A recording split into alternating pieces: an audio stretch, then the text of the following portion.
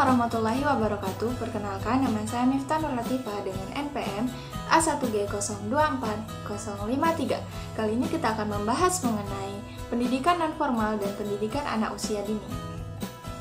Manajemen pendidikan nonformal. Manajemen pendidikan nonformal merujuk pada pengelolaan sistem pendidikan yang tidak terikat pada kurikulum formal atau sistem pendidikan di sekolah. Pendidikan nonformal dirancang untuk memberikan pendidikan yang fleksibel, berfokus pada keterampilan, pengetahuan, dan nilai-nilai yang relevan dengan kebutuhan masyarakat. Contoh dari pendidikan nonformal termasuk kursus, pelatihan vokasi, dan program pembelajaran masyarakat. Beberapa komponen utama dalam manajemen pendidikan nonformal yaitu 1. Perencanaan. Merancang program pendidikan yang sesuai dengan kebutuhan peserta didik dan tujuan yang ingin dicapai. Hal ini meliputi pemilihan materi, durasi, metode pengajaran, dan evaluasi. 2. Pengorganisasian. Menyusun struktur organisasi untuk program pendidikan seperti pembentukan tim pengajar, penyediaan sarana dan prasarana, serta alokasi sumber daya yang dibutuhkan.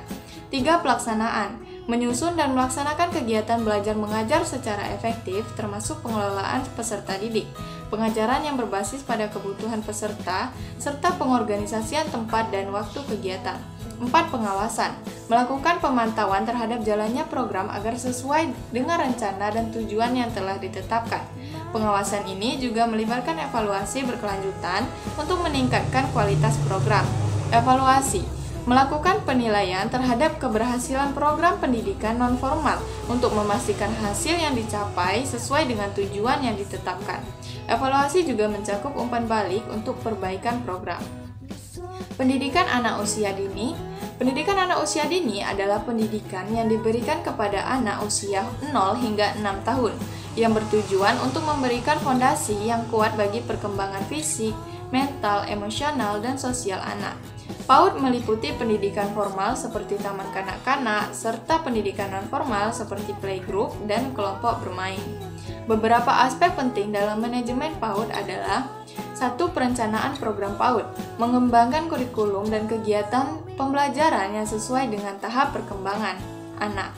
Hal ini mencakup aspek kognitif, motorik, bahasa, sosial, dan emosional anak yang disesuaikan dengan usia mereka.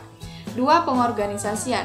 Menyusun struktur organisasi dan pengelolaan PAUD seperti kepala lembaga pendidikan dan tenaga kependidikan lain yang terlibat dalam program. Pembagian tugas yang jelas juga penting untuk kelancaran operasional. 3. Pelaksanaan pembelajaran. Menyediakan kegiatan belajar yang menyenangkan dan sesuai dengan karakteristik anak usia dini. Pendekatan yang diterapkan biasanya berbasis pada bermain sambil belajar untuk merangsang perkembangan anak secara maksimal. 4. Fasilitas dan sumber daya. Penyediaan sarana dan prasarana yang mendukung perkembangan anak seperti ruang kelas yang aman dan nyaman, serta alat peraga yang mendidik dan merangsang kreativitas anak. Pengawasan dan evaluasi.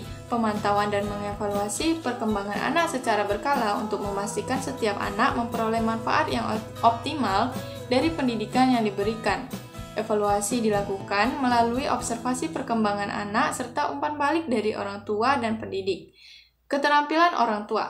Membangun komunikasi yang baik antara pendidik dan orang tua untuk mendukung perkembangan anak. Orang tua dapat memberikan panduan mengenai cara mendukung pendidikan anak di rumah dan pentingnya keterlibatan mereka dalam proses belajar anak. Secara keseluruhan, manajemen PAUD dan pendidikan nonformal memerlukan perencanaan yang matang, pengelolaan yang efisien, serta evaluasi yang berkesinambungan untuk mencapai tujuan pendidikan yang diinginkan. Keduanya berfokus pada pengembangan keterampilan dan kompetensi peserta didik di luar jalur pendidikan formal, dengan pendekatannya lebih fleksibel dan sesuai dengan kebutuhan individu.